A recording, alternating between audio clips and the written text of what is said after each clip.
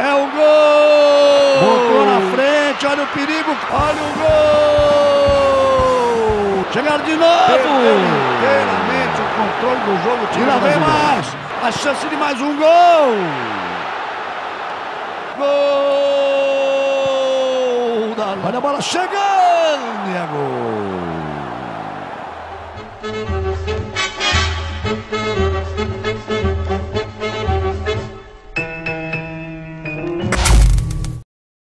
Nós estamos conversando sobre essa série de mensagens para não levar ou para não perder de 7-1 na vida e na família.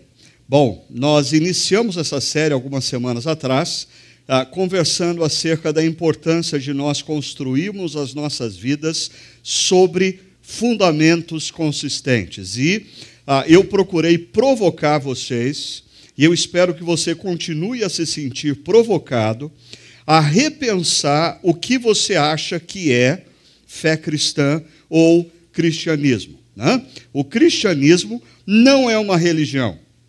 O cristianismo não altera o que você faz de domingo. O cristianismo é uma cosmovisão. O cristianismo demanda que você repense a sua leitura da história. O cristianismo desafia você a reconstruir tudo o que você sempre pensou acerca da verdadeira história. Aí, domingo passado, nós conversamos sobre a importância de nos submetermos à tática, ou seja, eu citei um episódio de um avião que veio sofrer um acidente, porque a equipe de comando daquele avião, o piloto, o primeiro oficial e o engenheiro de bordo, todos eles estavam fazendo a mesma coisa e ninguém estava olhando para o painel para perceber que a gasolina do avião estava acabando. Toda e qualquer organização social demanda estrutura. E a família é uma estrutura. É uma organização social e, consequentemente, demanda estrutura. Por mais que a nossa cultura contemporânea, por mais que os mais variados movimentos, por mais que as mais variadas logias digam o contrário, de que não, na família todos são iguais, todos fazem tudo, todos são responsáveis por tudo, ninguém pode ser culpado por nada, me desculpe, mas sim, homens e mulheres são seres da mesma essência, são iguais. Pais e filhos são essencialmente iguais. No entanto, a Bíblia diz que homens, mulheres, pais e filhos desempenham papéis diferentes na família. E se você não quer que a sua família seja alvo de um grande acidente, uma tragédia, você precisa repensar a estrutura da sua família à luz do que Deus pede para você em Efésios capítulo 5. Hoje, eu quero conversar com vocês sobre a importância de nós jogarmos com determinação. E falando de determinação, eu queria começar mostrando para vocês essa imagem desse iceberg. Bom, normalmente, quando nós olhamos para a ponta que aparece do iceberg, nós associamos isso, eu queria associar isso hoje, ao sucesso de uma pessoa. Você olha um profissional e diz, puxa vida, esse cara é hiper bem sucedido, como eu gostaria de ser como ele. Ou você olha uma família e você diz, puxa, que família legal, como eu gostaria de construir uma família assim. A grande questão é que o sucesso que nós vemos na vida de um homem, de uma mulher, de uma família, é tão somente a parte que aparece da vida e normalmente nós não temos olhos para observar o que ninguém enxerga, mas que é a base de tudo, de sustentação, para que a vida e o sucesso aconteçam. Por exemplo, por detrás de uma história de um profissional bem-sucedido, por detrás da história de um atleta bem-sucedido, por detrás da história de uma família bem-sucedida, aconteceram decisões. Decisões precisaram ser tomadas, e decisões sérias, algumas não muito agradáveis, mas foram tomadas na hora certa e da maneira certa. Dedicação. Quando você pega um atleta de alta performance bem-sucedido, quando o cara sobe no pódio e recebe a medalha de ouro, por detrás daquele momento existem muitas vezes 8, 10, 12 anos de dedicação intensa, acordando antes do sol nascer, indo dormir mais tarde, não comendo pizza, não comendo hambúrguer, cuidando do peso durante 10, 12 anos. É interessante que nós queremos sucesso. A grande questão é se nós queremos pagar o preço para chegar lá. Por detrás da dedicação existe disciplina. Hora de acordar, hora de fazer as coisas, organização de vida, o que eu vou fazer essa semana, o que eu vou deixar de fazer essa semana. Sucesso demanda não apenas você fazer coisas, mas mais importante do que isso, você ter a coragem de deixar de fazer algumas coisas. Isso é disciplina. Ainda, decepções. Quando você pega a história de um atleta de sucesso, quando você pega a história de um profissional, um homem ou uma mulher de sucesso, quando você pega a história de uma família que permaneceu aí 30, 40, 50 anos juntos, por detrás dessas histórias, eles não foram bem-sucedidos porque não aconteceram decepções. Decepções aconteceram. A questão é como eles lidaram com as decepções. Ou seja, quando as decepções emergiram, aconteceu determinação. Determinação de continuar caminhando, determinação de continuar prosseguindo, determinação de continuar na direção que havia sido um dia planejada, dedicada e desejada. A determinação é uma palavra que, dentre algumas possibilidades no inglês, você pode traduzir por essa palavrinha chamada grit. Grit. Tão pequenininha, mas tão poderosa. O ano passado, eu estava numa conferência e eu ouvia a autora desse livro, Grit, Angela Duckworth, falando sobre o poder da paixão e da perseverança. A Angela Duckworth é uma PhD em psicologia e que passou anos da sua vida estudando principalmente atletas de alta performance.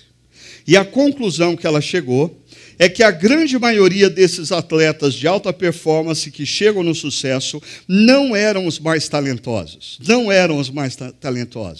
mas eram aqueles que tiveram determinação.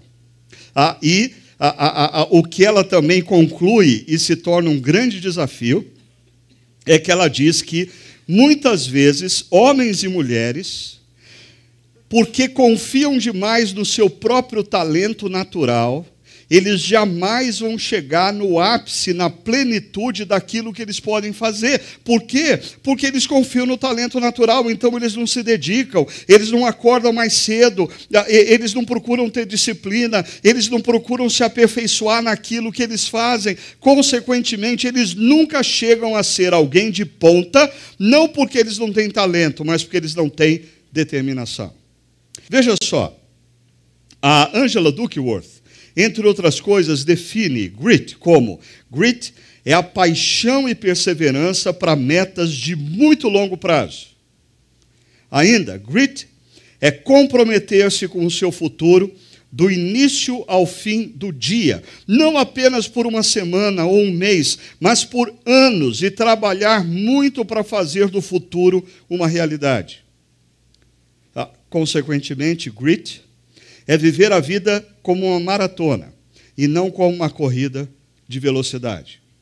Aonde você quer chegar pode levar anos, mas você vai chegar lá na medida em que você acordar toda manhã e dormir toda noite, consciente de onde você quer chegar, fazendo os sacrifícios que precisam fazer, tendo a disciplina necessária, não apenas durante alguns dias nem semanas, mas meses e anos.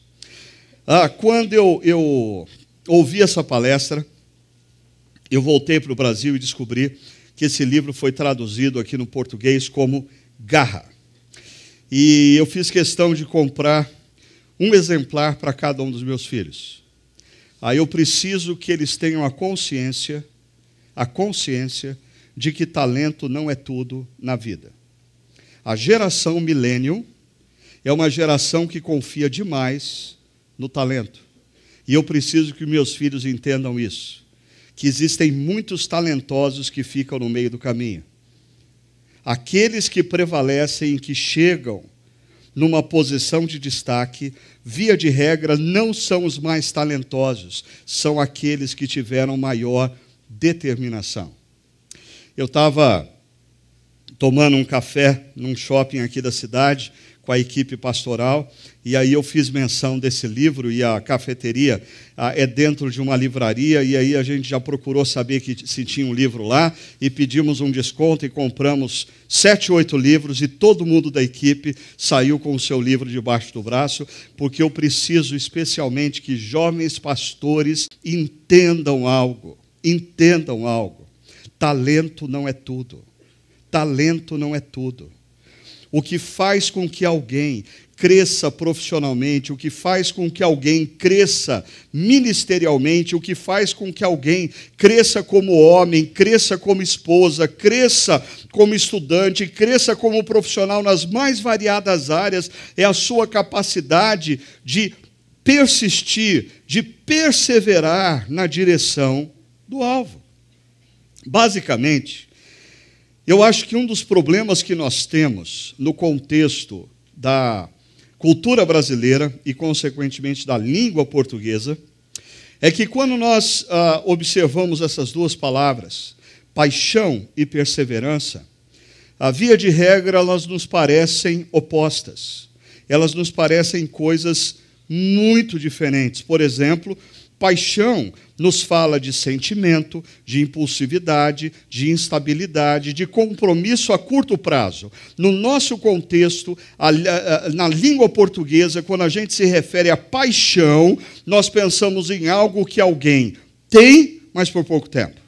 Logo a pessoa muda, logo a pessoa abandona e ela se apaixona por outra coisa. Paixão é um sentimento, perseverança, diferentemente, é convicção, é disciplina, é regularidade, é compromisso de longo prazo.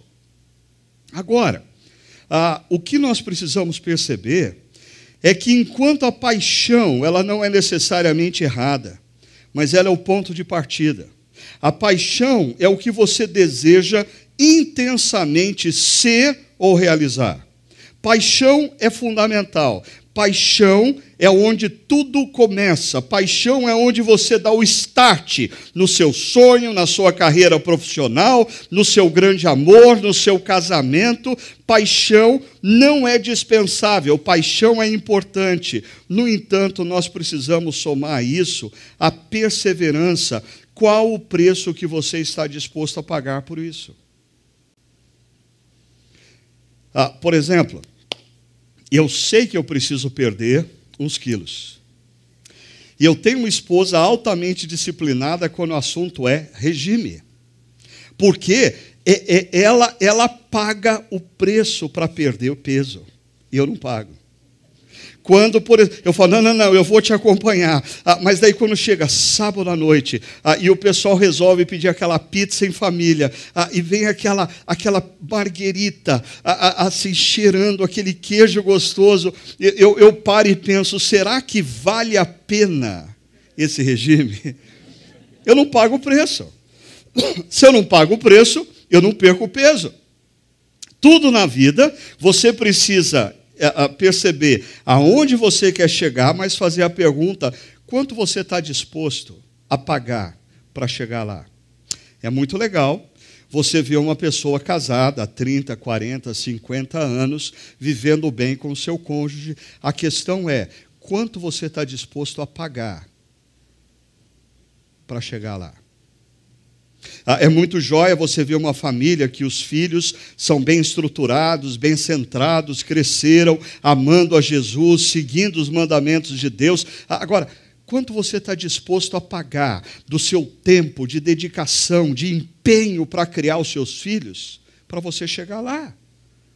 Perceba, quando nós olhamos para o plano redentor de Deus na história, nós encontramos paixão e perseverança. Por quê? Você olha para o plano redentor de Deus na história. Deus amou o mundo de tal maneira, sentimento, e por isso Ele deu o seu Filho para resgatá-lo. Perseverança. Tendo Jesus amado os seus, amou-os até o fim. Perseverança. Quando você pega o desafio de ser discípulo de Cristo, ser discípulo de Cristo envolve sentimento, que é amar o nosso Deus de todo o nosso coração. Mas Jesus disse: aquele que tem os meus mandamentos e os guarda, estes são os que me amam. Consequentemente, demanda obediência, perseverança. Quando você pensa no contexto familiar, a construção de uma vida conjugal e familiar, existe a necessidade, sim, de cultivar afeição e sentimento. O amor é como uma flor que precisa de água, luz e calor para crescer, de emoção e alegria, e tem que regar todo dia, já dizia o poeta da música popular brasileira. No entanto, uma família não se constrói meramente de sentimentos. Existem momentos de adversidade onde você precisa manter o compromisso, onde você precisa perseverar, onde você precisa ter determinação. E é interessante como esse conceito da paixão e da perseverança, ele se une no que nós chamamos, biblicamente, do amor ágape, que é o amor que Deus nos ensina, é o amor que nos alcança. Deus amou o mundo de tal maneira que Ele deu o seu Filho. É o amor ágape. Mas Ele nos estimula a imitarmos a Ele nas nossas relações, vivendo esse amor. O grande problema é que, se esse amor, ele nos fala sobre desejar intensamente algo, desejar intensamente ter um casamento bem-sucedido, desejar intensamente ter filhos que amam ao Senhor, mas ao mesmo tempo estar disposto a pagar o preço para chegar lá. Ou seja, é um amor que age, é um amor que não meramente sente, é um amor que faz, é um amor que tem atitude, é um amor que muda a rotina, é um amor que constrói coisas palpáveis. O grande problema é que nós vivemos numa cultura que não nos incentiva absolutamente nada desse tipo. Como a gente tem falado, e eu preciso relembrar você. Quando você liga a televisão, quando você vai ao cinema, quando você escuta as músicas que você escuta, quando você entra nas redes sociais, em nenhum lugar o que está sendo promovido e enfatizado é isso. Em todos os lugares, o que está sendo enfatizado e semeado na sua mente é isso. Você precisa ser livre. Ou seja, esse negócio de perseverar te amarra. Você não pode assumir um compromisso de amar e estar com a mesma pessoa para toda a vida. Você certamente, ao longo da vida, vai conhecer pessoas melhores do que aquela que você casou. Você não pode assumir essa decisão de perseverar, porque isso vai roubar a sua liberdade e a sua autonomia. Os planos mudam. Quando eu me casei, eu queria morar nessa cidade, eu queria ser um profissional numa determinada área, por isso era conveniente estar casado com uma determinada pessoa, mas as coisas mudaram, e eu quero ter autonomia de mudar, de jogar tudo para cima e viver a minha vida. Afinal de contas, eu quero e preciso, a razão do meu viver é ter prazer. E você já percebeu o quanto a perseverança nos rouba o prazer? Nos rouba o prazer da pizza no sábado à noite. Nos rouba o prazer de termos uma aventura amorosa e ter que ficar num casamento e perseverar no momento de crise. Nos rouba o prazer de viajar para onde a gente quiser, quando a gente resolve ter filho pequeno e por anos a gente vai ter que se dedicar e amar, cuidar de crianças pequenas. Nos rouba a pluralidade, porque nos tira opções. E eu não quero ser um ser que não tem opções. Eu quero me manter sempre aberto para boas opções. Por exemplo, se eu estou trabalhando numa empresa, o meu currículo continua no mercado. Se eu estou casado com uma pessoa, isso não significa que eu não esteja aberto para outras propostas. Eu preciso ter opções. Por favor, entenda isso. A sua mente não está formatada dentro desses valores. A sua mente está formatada dentro desses valores. E por mais que nós venhamos estudar a Bíblia e você entender os princípios bíblicos só farão diferença na sua vida e serão cabíveis na sua história se a sua mente estiver construída dentro desses valores e não formatada pela cultura secular. Porque a cultura secular, ela gera homens e mulheres que vivem tão somente de paixão.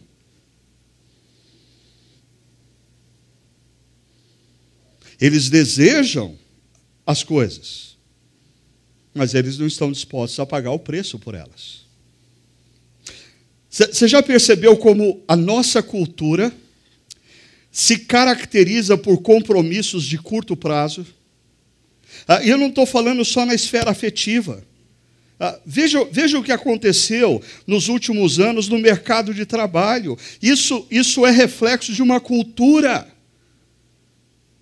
Quando meu avô era vivo, ele trabalhou numa empresa chamada Anderson Clayton, e ele trabalhou a vida inteira na mesma empresa. E quando ele se aposentou, depois de 35 anos, ele recebeu um relógio de presente da empresa por ter trabalhado a vida inteira na mesma empresa. Hoje em dia, o jovem está há 2 anos numa empresa e começa a ficar preocupado porque isso vai sujar o currículo dele. É tempo demais na mesma empresa. É tempo demais no mesmo tipo de relação. É tempo demais fazendo a mesma coisa.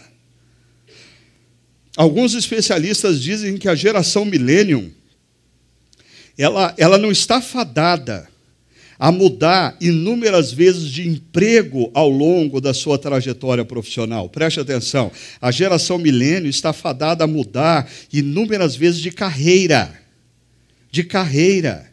O sujeito muda de carreira, porque ele não consegue colocar a cabeça dele numa direção e dizer, eu vou construir isso. Das primeiras dificuldades, nas primeiras frustrações, ele muda o foco, e aí ele começa a persistir, dizendo, não, agora eu encontrei o caminho. Quando surgem as provações, surgem as frustrações, ele muda novamente o foco, e ele fica mudando de foco na profissão, ele fica mudando de foco nas relações afetivas.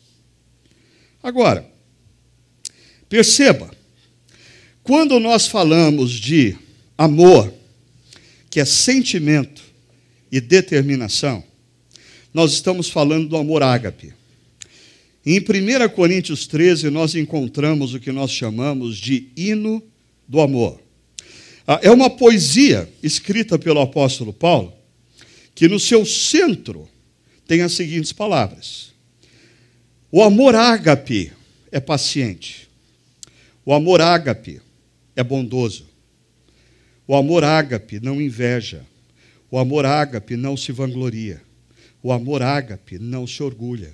O amor ágape não maltrata aquele que é alvo do amor. O amor ágape não procura os seus próprios interesses independente do outro. O amor ágape não se ira facilmente. O amor ágape não guarda rancor.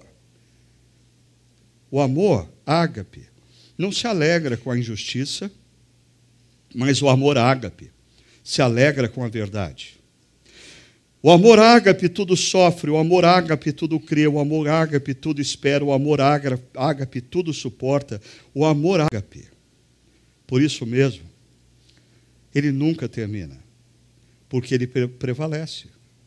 E aí, o apóstolo Paulo fecha no verso 13 dizendo: assim permanecem agora esses três: a fé, a esperança e o amor. O maior deles, porém, é o amor.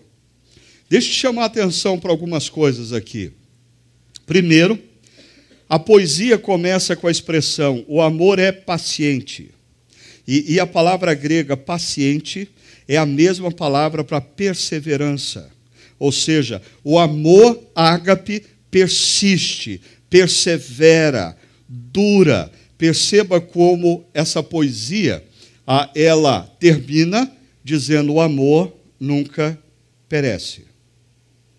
Aqui termina a poesia que começa no verso 4. E mais, você tem aqui: tudo sofre, tudo crê, tudo espera, tudo suporta. No centro, você tem fé e esperança. Nas laterais, você tem sofrimento e suportar dificuldades. Ou seja, aqui você tem as adversidades. No centro, você tem fé e esperança. Mas o apóstolo Paulo encerra dizendo que a fé e a esperança vão passar. Porque quando a eternidade se concretizar, você não vai precisar mais de fé. Fé é a certeza das coisas que nós não vemos, é a convicção de fatos que ainda estão por vir. Mas na eternidade você vê com os seus próprios olhos, logo, na eternidade você não vai precisar de fé ainda. Esperança é o desejo de ver se realizar na história a restauração de todas as coisas. Na eternidade, uma vez restaurada todas as coisas, você não precisa de esperança. A única coisa, então, que permanece na eternidade é o amor. Na eternidade, nós continuamos o projeto de amar a Deus acima de todas as coisas e amar o nosso próximo como a nós mesmos. Esse é o projeto da eternidade. Conhecer a Deus e amá-lo acima de tudo. E viver uma relação com o meu semelhante, de amor a Ele como eu amo a mim mesmo. Sem agressão, sem injustiça, procurando o bem-estar de todos. Mas eu queria fazer um exercício com vocês nessa noite e eu vou precisar da sua atenção. Porque esse texto é por demais conhecido da grande maioria de vocês que estão aqui, aqueles que nos acompanham pela internet. Eu tenho a ousadia de querer fazer uma pregação baseada em 1 Coríntios 13, é demais, porque a maioria de vocês já ouviu e já leu esse texto, talvez mais de centenas de vezes. Tudo quanto é casamento, tudo quanto é livro sobre casamento, músicas populares já expressaram essa poesia. Ela não é nova para vocês. Por isso, eu queria falar do que existe por detrás dessa poesia, que eu acho que a maioria de nós não se apercebe disso. Essa poesia, ela é escrita por uma comunidade cristã que se encontra na cidade de Corinto. Quando você visita as ruínas de Corinto, e vocês sabem que eu gosto dessas coisas, logo na entrada de Corinto, você se depara com um templo de Apolo, o deus da beleza física masculina. Mas Apolo significa muito pouco na cultura da cidade de Corinto. A patrona da cidade de Corinto é a deusa Afrodite. E na acrópole da cidade, naquele morro por detrás da cidade, existia o templo de Afrodite. Afrodite, o culto a Afrodite tem o seu início na ilha de Creta. No entanto, no continente, a cidade de Corinto vai se tornar vai se tornar a capital de toda a festividade de adoração a Afrodite, com um grande festival chamado Afrodisia.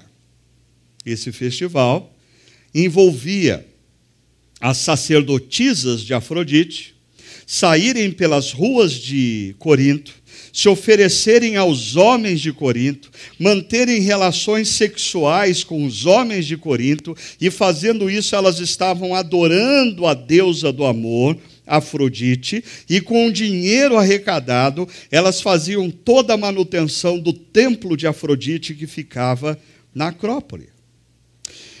Pare e pensa comigo. Homens e mulheres da cidade de Corinto, quando eles ouviam a expressão amor, eles pensavam em Afrodite. E as relações interpessoais deles era grandemente caracterizada pelo amor que eles aprenderam com Afrodite. Deixa eu falar um pouquinho para você acerca de Afrodite. Primeiro, o nascimento dela.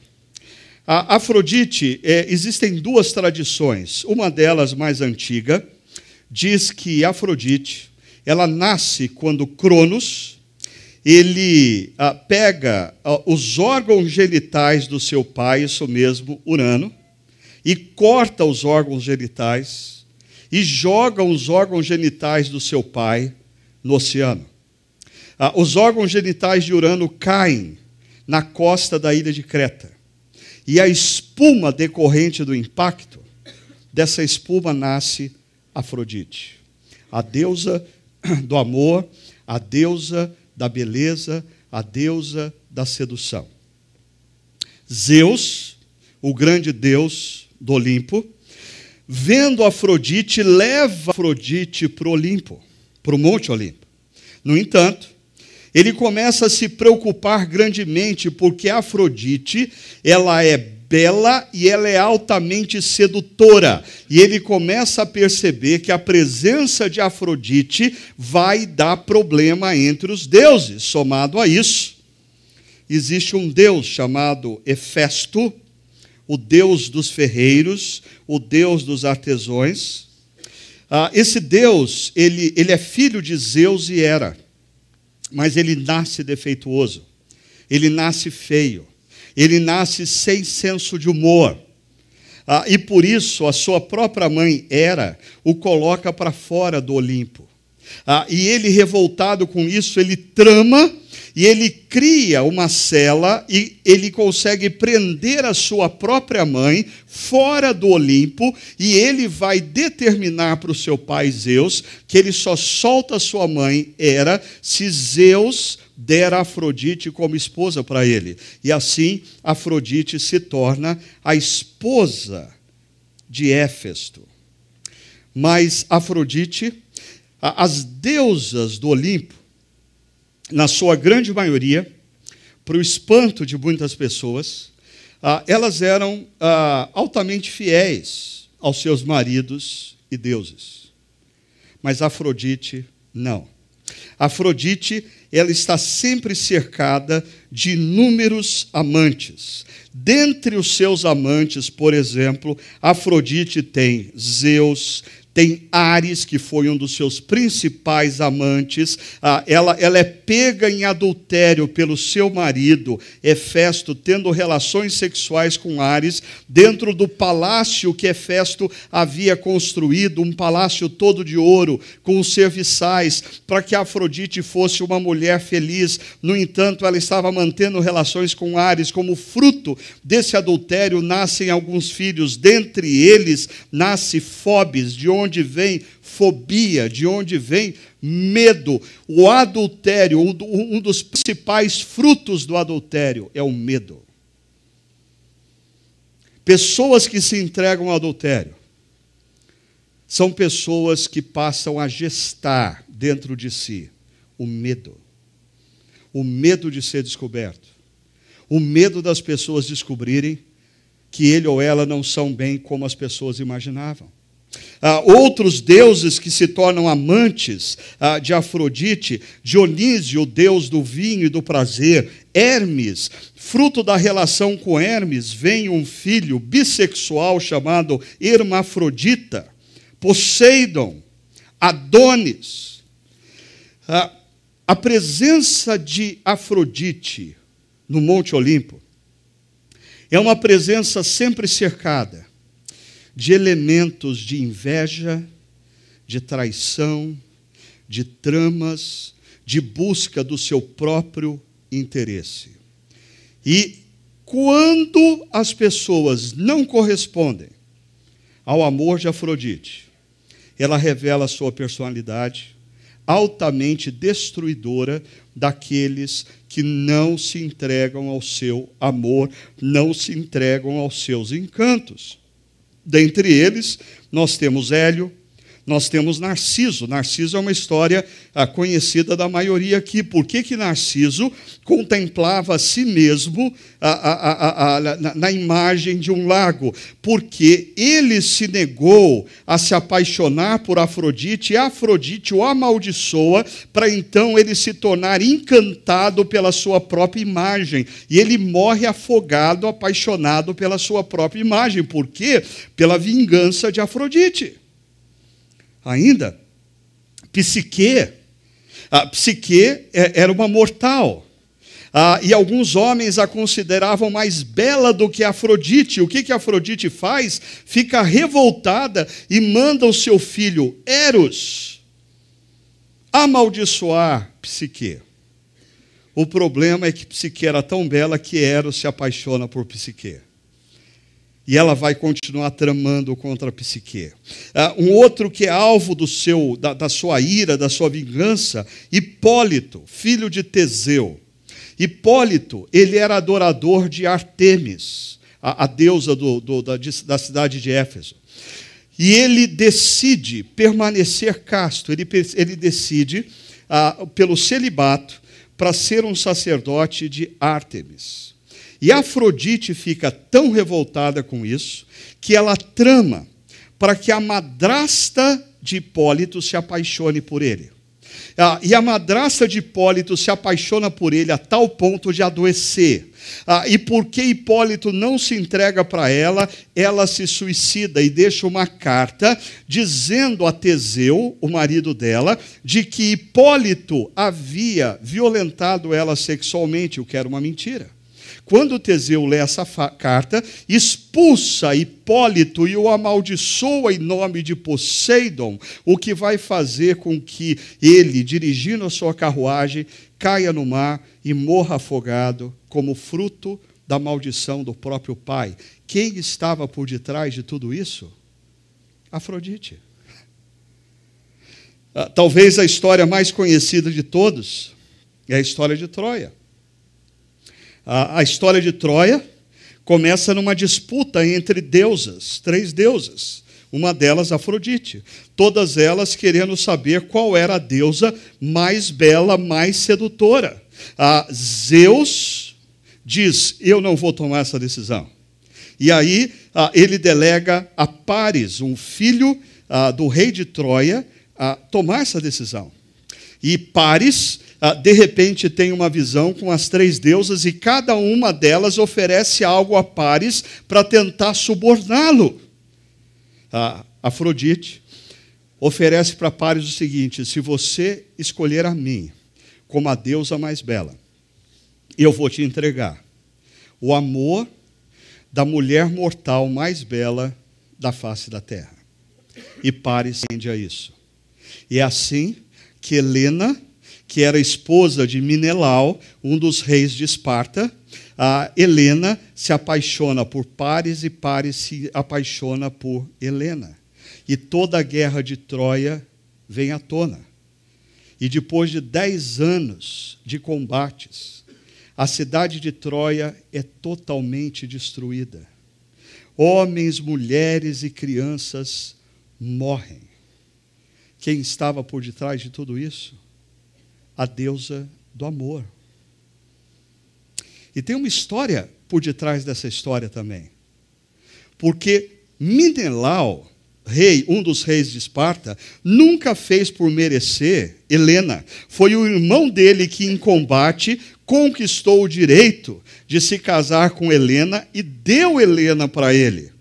Agora, quando Menelau vê Helena, ele faz um voto de que, se ele conseguisse se casar com Helena, ele iria sacrificar 100 cabeças de gado a Afrodite. E ele se casa com Helena. E ele não cumpre a promessa. Quando então Afrodite joga Paris na direção de Helena, isso faz parte de uma vingança contra Menelau. Essa é a deusa do amor.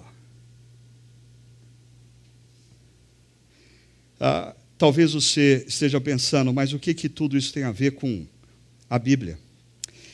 Deixa eu te colocar uma coisa aqui. Quando você olha essas 7 características que envolvem a relação de Afrodite com aqueles que ela supostamente ama, o amor de Afrodite é cheio de inveja, é cheio de vanglória, é cheio de orgulho, é cheio de maldade, é cheio de egoísmo, é cheio de ira, é cheio de amargura. Eu queria chamar a sua atenção para as palavras do apóstolo Paulo, no hino de 1 Coríntios 13, quando ele fala do amor ágape. Quando Paulo fala do amor ágape, ele está desconstruindo tudo o que os coríntios aprenderam acerca do amor com Afrodite. Porque essas são as marcas do amor oferecido por Afrodite aos seus adoradores. Adoradores de Afrodite amam de um jeito esquisito, amam cheio de inveja, amam cheio de vanglória, amam cheio de orgulho, amam cheio de maldade, amam cheio de egoísmo, amam cheio de ira, amam cheio de amargura. Os amores gerados por Afrodite são altamente marcados por esses sentimentos e atitudes. Agora, quais são as marcas do amor oferecido por Jesus na vida dos seus discípulos? Porque quando o Deus que é amor, na pessoa de Jesus, entra na história, dentre inúmeras coisas, ele entra na história para desmascarar os falsos deuses.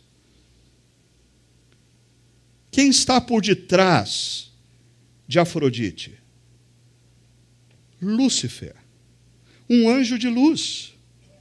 Lúcifer se esconde por detrás de falsos deuses, Lúcifer gera fatos, Lúcifer promete coisas, Lúcifer seduz homens e mulheres por detrás da imagem de falsos deuses. Quem está por detrás de Afrodite? Lúcifer. Quando Jesus entra na história, naquela cruz, ele aponta para um amor completamente diferente do amor ensinado por Afrodite. É um amor capaz de morrer pelo outro, é um amor despido de todo interesse pessoal, é um amor que ama o outro, que não tem absolutamente nada para oferecer.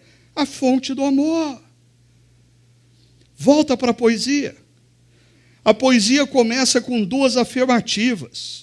O amor é paciente, o amor é bondoso. O amor ágape, diferentemente do amor de Afrodite, é um amor que dura, é um amor que persevera, é um amor que não muda de ideia. O amor ágape, diferente do amor de Afrodite, é um amor bondoso, é um amor que tem atos de bondade, de gentileza para com aquele a quem nós amamos. A paciência fala de longo ânimo, de perseverança. A bondade fala de atos de gentileza. O amor ágape gera atos de gentileza. O amor ágape não é um amor etéreo, não é um amor romântico, é um amor que se transforma em pequenas atitudes no dia a dia, demonstrando carinho, demonstrando valorização por aquele que nós afirmamos amar. É esse o amor que Jesus nos ensina, diferentemente do amor de Afrodite. E aí então vem 7 negativas. 7 negativas que vão de encontro com o amor ensinado por Afrodite. Perceba, o amor ágape, ele não inveja. Ele não se deixa levar pelos sentimentos de comparação e competição. Quantos casais hoje em dia caminham para o divórcio porque eles competem entre si? Diferentemente, o amor ágape nos ensina a sermos capazes de contribuir para o sucesso do outro e celebrar a vitória do outro, celebrar a vitória do cônjuge, celebrar o sucesso do cônjuge. O amor ágape não se vangloria, não tem necessidade de falar de si mesmo o tempo todo, como Afrodite tinha, exaltando suas próprias virtudes e conquistas, como Afrodite fazia. Antes, procura exaltar e valorizar o time. O time. O amor caracterizado por Afrodite é um amor aonde o indivíduo precisa prevalecer. O amor ágape é o amor que constrói times, inclusive casamentos e famílias. O amor ágape não se orgulha, não se considera superior ao outro, não tem dificuldades em reconhecer seus erros e aprender com eles. Ao contrário, cultiva a atitude de humildade. Esse é o amor que Jesus, o Deus encarnado, entra na história para nos ensinar. Ainda, o amor ágape não maltrata. Ele não agride em palavras ou ações aquele que diz ser alvo do seu amor. No amor ágape, não existe qualquer espaço para qualquer toque no corpo do outro que não seja um toque de carinho e de amor. Se existe qualquer toque de agressão, de violência, você não conhece o amor ágape. Você está altamente influenciado por Afrodite, por mais que você não tenha consciência disso. Veja, ao contrário, o amor ágape procura cultivar palavras e atos de gentileza e bondade. O amor ágape não procura os seus próprios interesses. Afrodite, ela manipula tudo e a todos. Afrodite, mesmo quando você pensa que ela está dando para alguém algo bom, ela está manipulando para os seus próprios interesses. Agora, isso significa que o amor ágape não usa o outro para o seu próprio benefício. Por exemplo, não usa a sua beleza física. Quantas vezes relações têm início porque o outro é belo? E quando ele deixar de ser belo? E quando ela deixar de ser bela? Existem relações altamente baseadas no seu próprio interesse, no qual o indivíduo drena o outro, seja na beleza, seja nos bens, seja na influência, seja nas competências, drena o outro. O ágape, o amor ágape, ao contrário, procura contribuir com o outro. O amor ágape não se mostra constantemente irritado para com a pessoa amada e não é tomado facilmente pela ira em momentos em que erros acontecem. Afrodite, sim.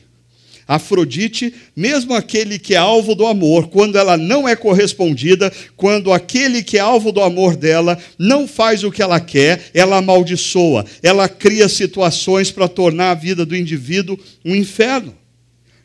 E por fim, o amor ágape não guarda rancor, não mantém os registros dos erros e ofensas do passado. Afrodite mantém. E Afrodite ensina os seus adoradores a mantê-los.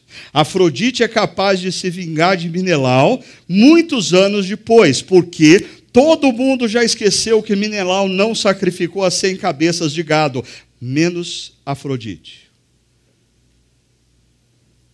Quantas vezes a gente se encontra com casais que estão em crise, e sempre no casal tem aquele, às vezes o homem, às vezes a mulher, que no momento de crise desenterra o passado e vem com a lista de amarguras, A pessoa passou a vida cultivando o registro das falhas do outro. O amor ágape é o amor que na cruz nos perdoa. E a partir da cruz nos ensina a perdoar o outro. E perdoar o outro não significa se esquecer do que o outro fez, mas com certeza significa não deixar mais que o outro fez ainda tenha poder na relação. É como uma cicatriz. Eu me lembro como ela aconteceu, mas ela não dói mais e ela não exerce poder sobre a minha vida. Sim, essa poesia caminha para o fim dizendo: o amor não se alegra com a injustiça, como o amor de Afrodite. O amor ágape nada tem a ver com o amor eros ensinado por Afrodite. O amor ágape se alegra com a verdade, que é Jesus. Por isso, o amor ágape que nós aprendemos de Jesus, com Jesus, é o amor que tudo sofre, tudo suporta, ou seja, apontando para adversidades, mas como enfrenta a adversidade? Com fé e com esperança. A superação está no centro. Tudo crê, aponta para a fé. Tudo espera, aponta para a esperança. O amor, tudo crê, tudo espera. Por isso, a poesia diz: o amor jamais acaba. O amor que nos é ensinado por Jesus. Muito diferente do amor ensinado por Afrodite. Bem possivelmente você não conhece nenhum adorador de Afrodite nos tempos atuais. Ou melhor, você conhece vários. Eles só não sabem que o são. Porque nós não temos templos com a imagem de Afrodite nas ruas das principais cidades do mundo. Mas os filmes de Hollywood falam do amor de Afrodite. Os seriados que você assiste no Netflix, na Fox, na Sony e tantos outros, falam do amor de Afrodite. As novelas da Globo falam do amor de Afrodite. E eu diria que a maioria dos nossos relacionamentos aqui presentes, ou daqueles que nos acompanham, vivem crises porque na nossa mente nós nunca paramos para pensar, mas as nossas categorias de amor são as categorias do amor de Afrodite, e não as categorias do amor de Jesus. Assim, o verso 13 encerra esse capítulo dizendo: assim permanecem agora esses três, a fé, a esperança e o amor, mas o maior deles é o amor ágape. Eu queria encerrar, primeiro, convidando você a pensar em duas perguntas. Com quem você tem aprendido a amar?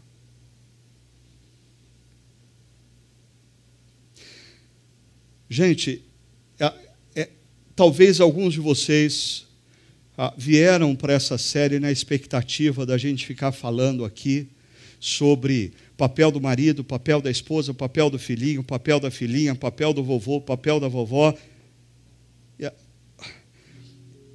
E eu estou trabalhando com vocês com uma coisa que eu acho muito mais séria, muito mais básica e que está no profundo da nossa alma, porque talvez a maioria de nós não tem a consciência de que nós estamos desde criança numa cultura impregnada pelo amor de Afrodite.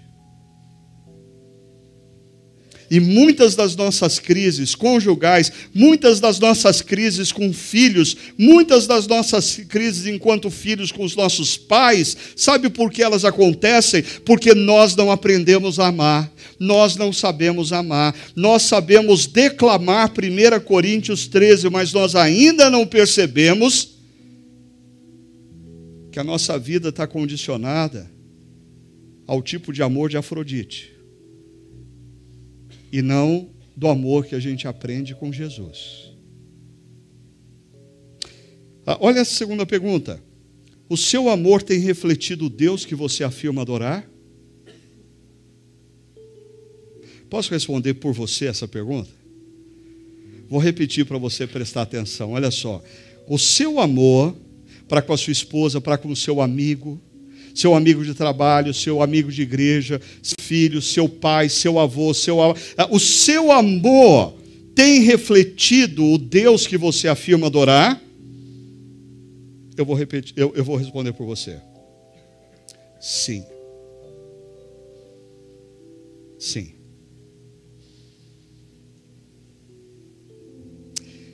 Você pode não ter consciência,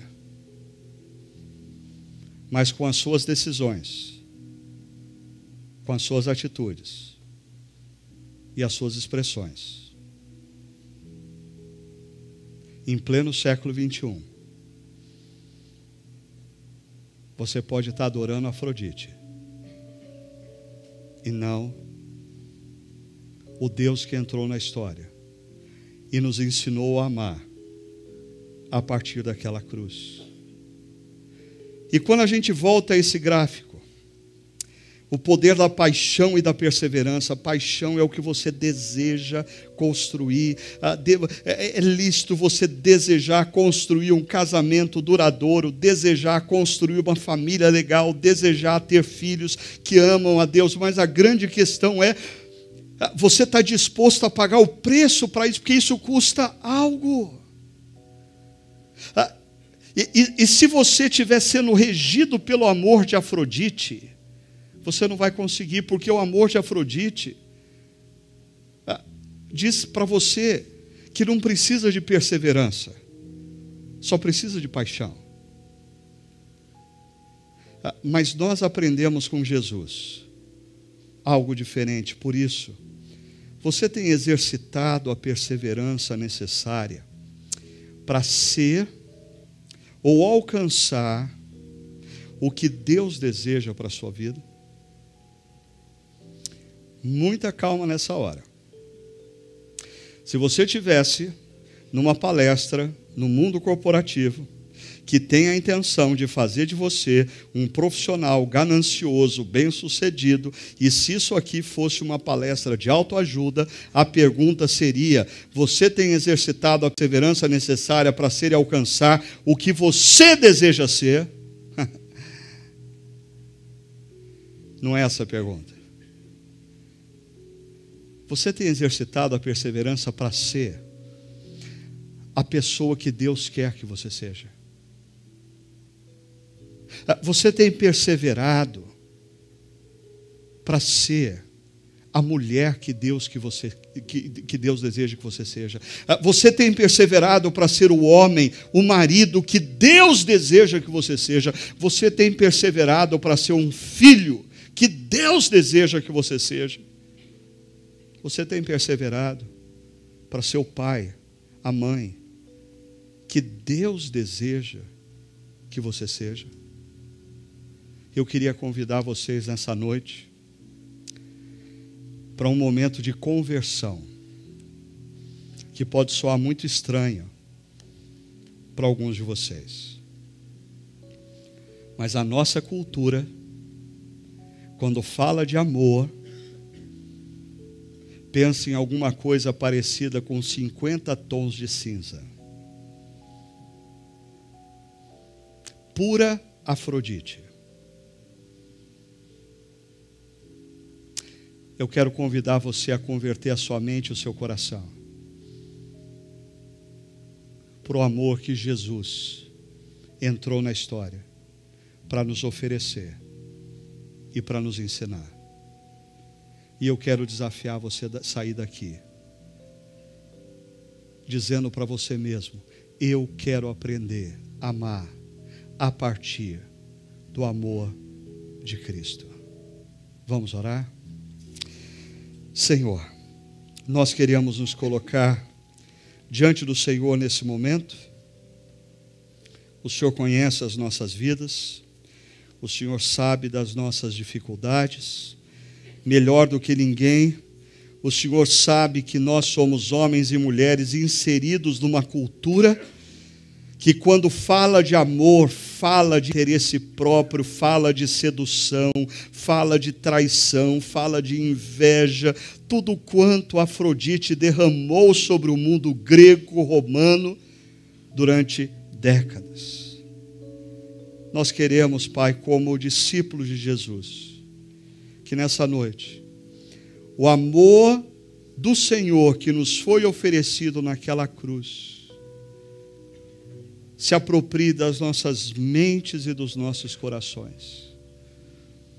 E que ao longo desta semana nós estejamos atentos para perceber o quanto as nossas atitudes para com o nosso cônjuge, para com os nossos filhos, para com os nossos pais, para com os nossos amigos, para com aqueles que nos cercam, refletem o amor que nós estamos aprendendo com Jesus. Nós oramos pedindo que o Senhor nos dê graça e nos ajude nessa caminhada, e o Senhor nos leve a sermos homens e mulheres que aprendem a amar com o Senhor Jesus. É no nome dele que nós oramos. Amém, Senhor.